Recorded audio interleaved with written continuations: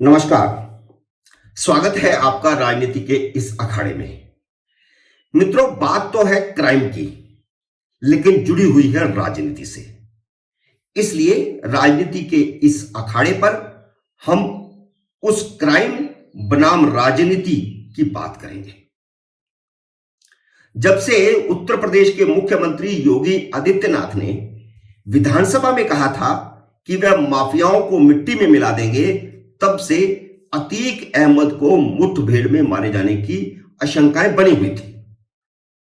Atiq Ahmad mafia बनाम नेता है, लेकिन मारा गया उसका बेटा असद अहमद और उसका शूटर गुलाम। ये दोनों खुद उमेश पाल हत्याकांड में शामिल थे। उमेश पाल को इसलिए मारा गया था क्योंकि वह हत्या के एक मामले में अतीक अहमद के खिलाफ गवाह था। अगर वह गवाही जाकर के कोर्ट में दे देता तो अतीक अहमद को फांसी की सजा होती। अतीक अहमद को जब बृहस्पतिवार को प्रयागराज कोर्ट में पेश किया जा रहा था, तभी यूपी पुलिस की एसटीएफ टीम ने असद और गुलाम को झांसी में हुई एक मुठभेड़ में मार गिराया। इन दोनों पर उमेश पाल हत्याकांड में 5-5 लाख रुपए का इनाम था। अगर असद और गुलाम पुलिस पर पहले गोली न चलाते तो वे बच सकते थे। पुलिस मुठभेड़ तभी हुई जब पहले असद और गुलाम ने पुलिस पर गोली चलाई। जैसा कि पहले भी होता आया है, समाजवादी पार्टी ने मुठभेड़ पर सवाल उठाए हैं। अखिलेश यादव के विधानसभा में टोकने पर ही योगी आदित्यनाथ ने कहा था कि अतीक अहमद जैसे जिन माफियाओं को समाजवादी पार्टी ने पाला पोसा है, वह उन सब माफियाओं को मिट्टी में मिला देंगे। यह बात एकदम सही थी। जब जब समाजवादी पार्टी की सरकार बनी, यूपी में माफिया खूब पनपे, उनकी तूती बोलती थी। अतीक अहमद को भी समाजवादी पार्टी ने नेता बना दिया था, उसे टिकट देकर लोकसभा में पहुंचा दिया था। जहां समाजवादी पार्टी अतीक के बेटे की मुठभेड़ में मारे जाने पर सवाल उठा रही है, वहीं मुख्यमंत्री योगी से लेकर के यूपी के हर मंत्री ने उन पुलिसकर्मियों को बधाई दी है जिन्होंने इन दोनों को मुठभेड़ में मार गिराकर मिट्टी में मिला दिया है। योगी ने जो कहा था उसे यूपी पुलिस ने अमली जामा पहना दिया। अतीक अहमद के बेटे की मुठभेड़ में मौत के बाद एक बार फिर योगी की धाक जम गई है कि वह जो कहते हैं करते हैं, जुबानी जमा खर्च करने वाले नेता नहीं हैं और जनता को ऐसे ही नेता पसंद आते हैं। पुलिस के डीजीपी क्राइम ने बड़े फख्र के साथ कहा कि जब से योगी आदित्यनाथ मंत्री बने हैं, तब से 183 गुंडे और माफिया पुलिस मुठभेड़ों में मारे जा चुके हैं। 2017 से लेकर के 2023 तक 183 गुंडे माफिया मारे जा चुके हैं और पुलिस के 13 जवान भी इन मुठभेड़ों में शहीद हुए हैं। इसलिए किसी भी मुठभेड़ को फर्जी नहीं कहा जा सकता। जो पुलिस समाजवादी पार्टी के राज में माफियाओं के सामने पानी भरती फिरती थी, वह अब सीना चौड़ा करके कहती है कि योगी के फ्री हैंड देने से माफिया राज खत्म हो गया है।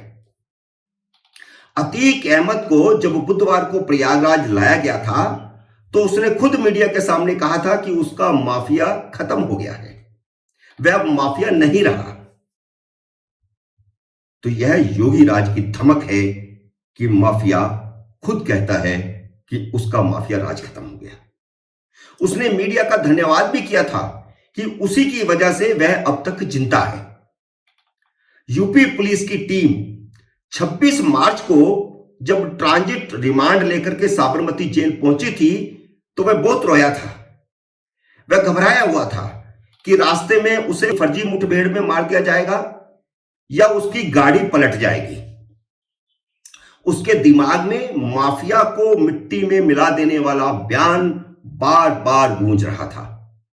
अतीक की सुरक्षा करने के लिए कुछ मीडिया घरानों की कारों का काफिला पुलिस पार्टी के आगे और पीछे चलता था ताकि कहीं रास्ते में ही पुलिस उसे मार ना दे। तो एक तरह से मीडिया उसका बचाव कर रहा था, इसीलिए बुधवार को अतीक अहमद ने मीडिया को आभार जताया। मीडिया पल पल की खबर दे रहा था, यहां तक कि रास्ते में जब अतीक अहमद ने पेशाब करने के लिए पुलिस का काफिला रुकवाया था तो मीडिया ने उसके पेशाब करने की फोटो भी सोशल मीडिया पर डाल दी थी। एक पत्रकार ने तो योगी आदित्यनाथ से यह पूछ लिया था कि कहीं अतीक की गाड़ी तो नहीं पलट जाएगी।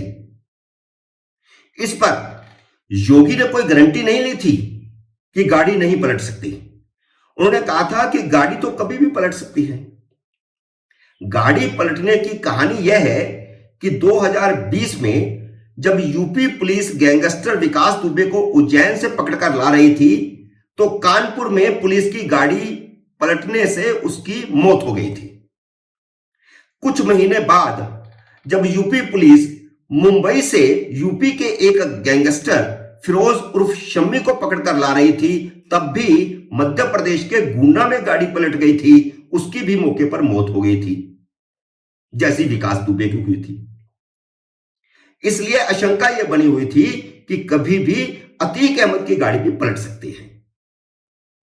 11 अप्रैल को जब यूपी पुलिस अतीक अहमद को दोबारा प्रयागराज लाने के लिए साबरमती जेल पहुंची थी तो फिर वही ड्रामा हुआ। 12 अप्रैल को एक बड़े राष्ट्रीय न्यूज चैनल ने खबर चला दी थी कि अतीक अहमद की गाड़ी आज पलटेगी।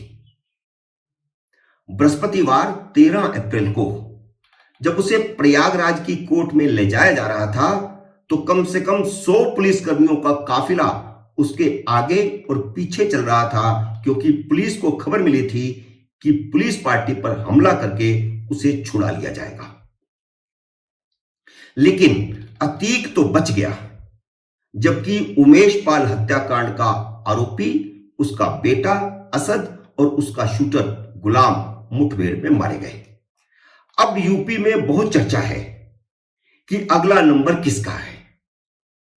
कुछ मीडिया में तो यह खबर भी चल रही है कि अगली बारी अतीक की, क्योंकि योगी ने तो उसका नाम लेकर कहा था कि वह मिट्टी में मिला देंगे।